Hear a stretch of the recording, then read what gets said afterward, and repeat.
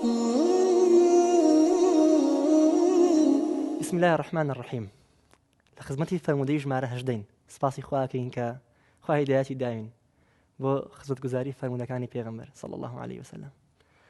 نوری چاومان ئەفەرمێ: ما عمل ابن آدم شيئا لا حول ولا قوة إلا بالله. بۆ لەبەرم نییە. ما عمل ابن آدم شيئا أفضل من الصلاة وصلاح ذات البين وخلق حسن. حلق قينا يك مخرجيان هي ما وصار بناي خوا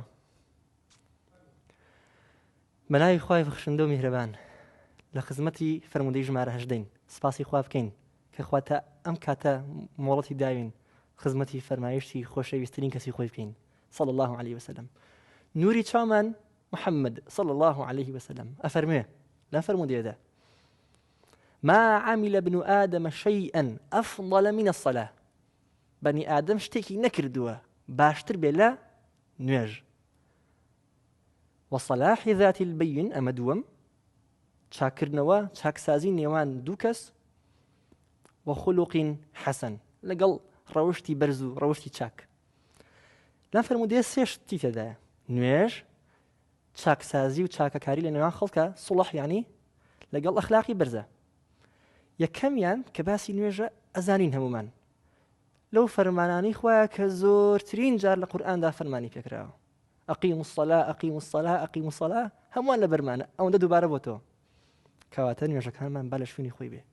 بەڕێزان بیرمان نەچێ ئەوە باسی باشترین کارە. بەنی ئادەم شتێکی نەکردو لەم سیانە باشتر بێ کە نوێژە و کە چاککردنی نێوان خەڵکە و کە ئەخلاقی بەرزە. یەکەمیشان نوێژەکەیە. چ شتێکی لە نوێژ بۆ ئێمە خێتر بێت تاوەکو و دڵمان پێی خۆش بێ بۆی بیرمان نەچێ باشترین کارەکەمان با نوێژ بێ. دووهەم چاکسازی نێوان خەڵک. فەرموودە و ئايات لەم باسەیە زۆرن بەڵام ئاماژەیەکتان بۆ بکەم دەربارەی شتێک. بەڕێزان هەتاوەکو ژینگەی برایەتی، ئاشتەوایی، خۆشەویستی لە نێوان موسڵمانانە نێتە دی، لەگەڵ یەکتری بینمان خۆش نەبێ، باوەڕ و قەناعەتان بێ، دینداری زۆر قورسە بێ. دیقەت بن لای خۆتانەوە کاتی لەگەڵ کەسێکا تووڕەی بینت خۆش نییە، عاجزیت، قسەی ڕقت کردووە یان قسەی ڕقت پێوتراوە، ئەزانی هەمومان شایەتین، خۆمان شایەتی مەسەر خۆمانەوە. بارودۆخی ئیمانیمان یەکسەر داوەزێ، تاقەتی نوێژمان نامێنێ، حەزمان لە خواپەرستی نامێنێ، حەز و شەهوەتە شەیطانەکان زۆرمان بۆ هێنێ، بڕۆ وای پێ بڵێ، بڕۆ وا بکە، ئەوە بکە، هەرچی فکرێ شەیطانی هەیە یە بمێشکمانە، چونکە نێوانمان باش نییە.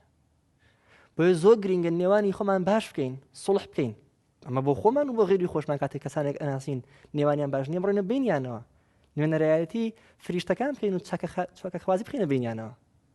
هەرچیمان کرد بێت ئەسوڵحانەت بکەین بۆ ئەوەی ژینگەی خواپەرستی ئاسانتر و باشتر بێ لەگەڵ ئەخلاقی بەرز. ئەمە سێمیانە. بیرتان نەچێ لە فەرمودەیەکە کە لەم پرۆژەیە تێدا نییە پێغەمبەری خوا صلی الله عليه وسلم فەرموویەتی: مرۆڤ بە ئەخلاقی بەرز، بە ئەخلاقی چاک ئەگاتە پلەی کەسێک کە شەو خەریکی شەو نوێژە و ڕۆژیش خەریکی ڕۆژووە. بەڵام کەسێکی ئاسایی کە تەنها نوێژە فەرزەکانی کە گەڵ ڕۆژ و فەرزەکانی ڕەمەزانە تەنها بە ئەخلاق بەو کەسە ئەگاتەوە کە شەو ڕۆژ خۆی ماندووەکە بۆ خواپەرستی، تەنها بە ئەخلاقە بەرزەکەی. سێشتەکەمان بیر نەچێ: نوێژ، سڵحی نێوان خەڵک لەگەڵ ئەخلاقی بەرز. با جێبەجێکەین و ببینە باشترینی بەنی ئادەم بە ویستی خوای گەورە. خوابتان پارێزێ، هیدایەتمان بە. والسلام عليكم ورحمة الله وبركاته.